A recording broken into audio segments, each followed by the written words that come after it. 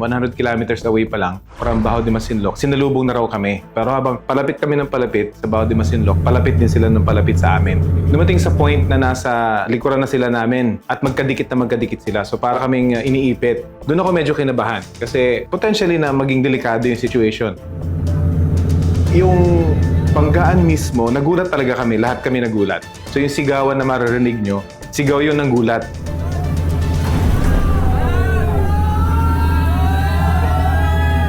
Pero nung time na yon, hindi ko na-feel yung danger. Mas ino-observe ko kung ano nangyari, tinitingnan ko ano nangyari dun sa Chinese Coast Guard.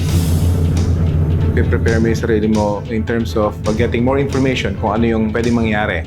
And then personally, yung gamit, yun yung prepare ko kasi pinaka-worst na pwede mangyari may incident tas hindi mo nakunan.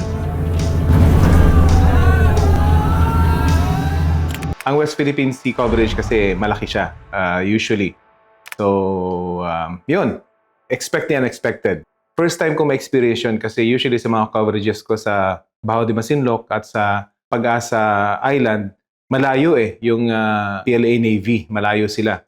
Pero this time, first time na nakita kong dumikit talaga sila. Well, basically kasi yung mission ng Coast Guard dun sa trip na yon is yung regular patrol nila sa Baho de Masinloc.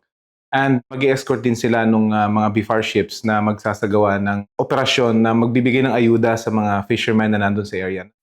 Pero habang palapit kami ng palapit sa Baho de Masinloc, palapit din sila ng palapit sa amin. Nung tuloy-tuloy pa rin kami at nagmamaneuver na yung kapitan ng BRP Suluan, doon na dumikit yung Chinese Navy. Dumating sa point na nasa likuran na sila namin at magkadikit na magkadikit sila. So para kaming iniipit. Doon ako medyo kinabahan kasi potentially na maging delikado yung situation.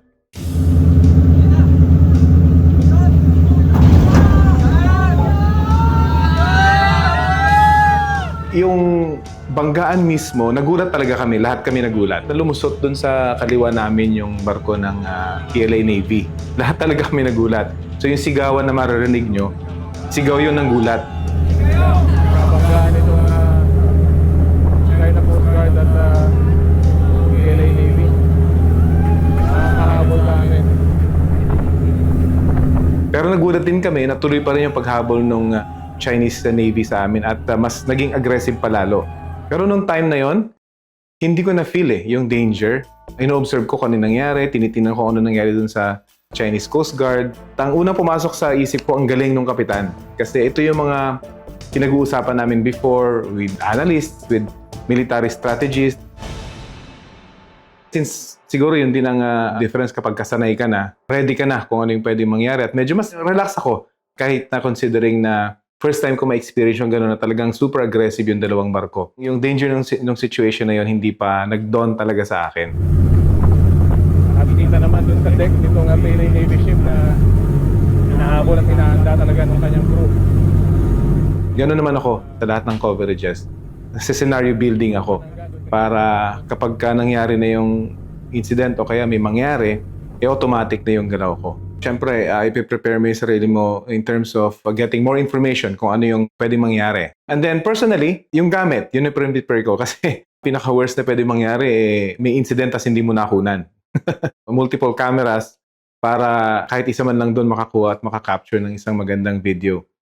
Multiple cameras din para pag nag-fail yung isa, meron ka pang backup. And then prayers sa start ng coverage at habang nagko-cover, na sana maging ligtas kami sa pagko-cover.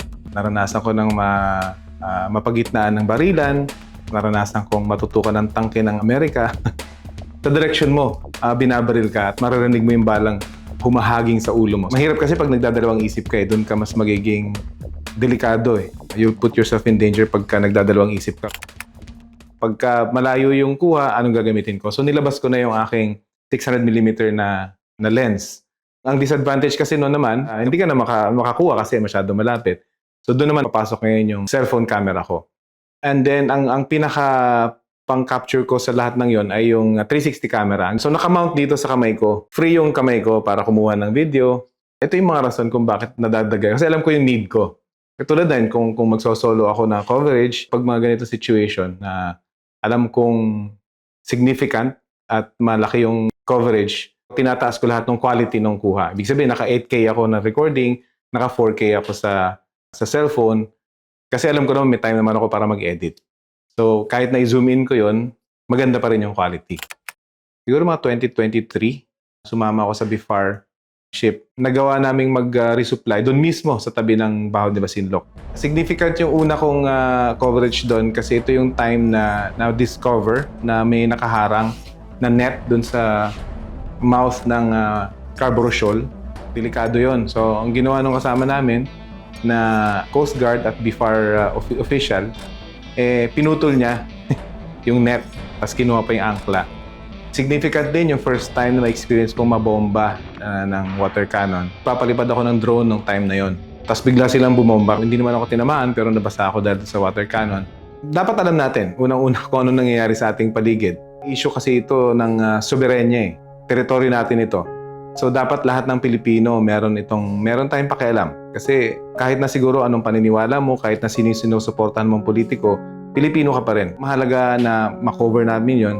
At meron mga journalist talaga na nandoon at nakakakita para accurate yung informasyon na maibabahagi namin sa mga taong nanonood sa amin. May issue rin to ng food security. Kahit na siguro malayo ka sa West Philippine Sea, malayo ka sa Zambales, apektado ka pa rin dahil nagagaling din doon yung mga pagkain natin. So dapat may pakialam tayo bilang Pilipino. Isa sa mga lessons dito ay kahit na matagal na itong coverage na to, meron pa rin bagong pwedeng mangyari. So dapat paghandaan mo yon bilang isang mamamahayag. Kailangan ipagpatuloy natin yung usapan, yung debate, at yung pagbibigay ng linaw dun sa isyong ito.